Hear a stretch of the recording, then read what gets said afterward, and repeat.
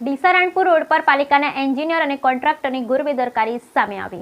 ભૂગર્ભ ગટરની ચેમ્બરો શોધવા માટે ડામર રોડ તોડવાની ફરજ પડી। ડીસાના લોકલાડીલા ધારાસભ્ય અને પાલિકા પ્રમુખની સૂચનાથી સેનિટેશન વિભાગની ટીમો કામે લાગી।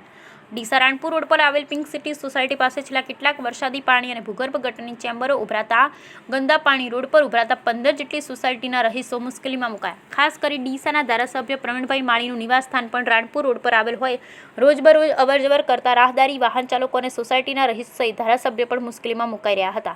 ત્યારે દર વર્ષે ચોમાસાની ઋતુમાં વરસાદી પાણી ભરાઈ જતા તળાવ ભરાઈ જાય તેવો માહોલ ઊભો થયો છે। ત્યારે રાણપુર રોડ પર વરસાદી પાણી અને ગટરના ગંદા પાણીનો નિકાલ કરવા માટે ડીસાના ધારાસભ્ય પ્રવીણભાઈ માળી અને પાલિકા પ્રમુખ સંગીતાબેન દવે દ્વારા પાલિકાના સેનિટેશન વિભાગના અધિકારીઓ કડક સૂચના આપવામાં આવતા આજરોજ પિંક સિટી સોસાયટી ખાતે પાણીના નિકાલ માટે નગરપાલિકાની ટીમો ખડે પગે રહી કામે લાગ્યા હતા।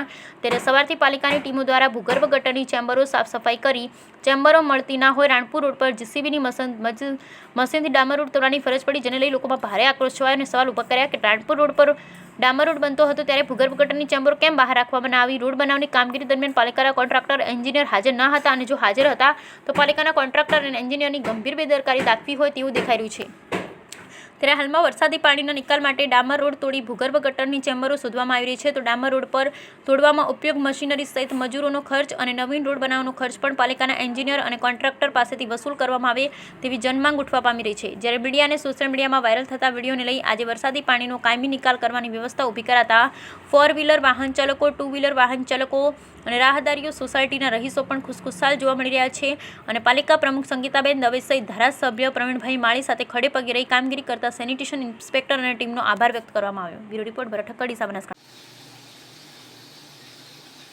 ડીસા શહેરમાં ડીસા નગરપાલિકા દ્વારા વરસાદી પાણીના નિકાલ માટે અને ગટરના પાણીના નિકાલ માટે છેલ્લા 2 દિવસથી રાણપુર રોડ ઉપર પાણીના નિકાલ માટેની વ્યવસ્થા ઊભી કરવામાં આવી છે। ડીસાના ધારાસભ્ય અને ડીસા નગરપાલિકાના પ્રમુખશ્રીના સૂચનાથી આ ભૂગર્ભ ગટરની કામગીરીનું અને પાણીના નિકાલ માટેની કામગીરી કરવામાં આવી છે। ત્યારે આજે એક એવી બેદરકારી બહાર આવી છે કે જે નગરપાલિકાના એન્જિનિયર કહેવાય સુરેશભાઈ જાદવ અને નગરપાલિકાના કોન્ટ્રાક્ટર બંને સાથે મળીને જે તે સમયે રાણપુર રોડ પરથી પિંક સિટી સુધીનો જે રોડ બનાવ્યો હતો એ રોડ ડામર રોડ હતો અને એ રોડ બનાવવાની કામગીરી દરમિયાન ભૂગર્ભ ગટરની ચેમ્બરો અંદર મૂકી દીધી અને એના ઉપર રોડ બનાવી દીધો, જેના કારણે અત્યારે જ્યારે વરસાદી પાણી ભરાયા ગટરના પાણી ભરાયા અને જ્યારે આ પાણીનો નિકાલ ના હોવાથી જ્યારે કામગીરી અત્યારે કરવામાં આવી રહી છે સેનિટેશન વિભાગ દ્વારા, ત્યારે સમગ્ર ઘટના બહાર આવી છે કે ચેમ્બરો રોડની અંદર છે, નીચે છે અને ઉપર ભૂગર્ભ ગટર ઉપર જે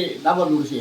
એટલે અત્યારે નગરપાલિકાના સેનિટેશનના કર્મચારીઓ અને ખુદ એન્જિનિયર પોતે સ્થળ ઉપર ઊભા રહી અને નગરપાલિકાની મિલકતને એટલે કે જનતાની મિલકતને નુકસાન પહોંચાડી અને અત્યારે એ ભૂગર્ભ ગટર બહાર કાઢવાની કામગીરી ચાલી રહી છે।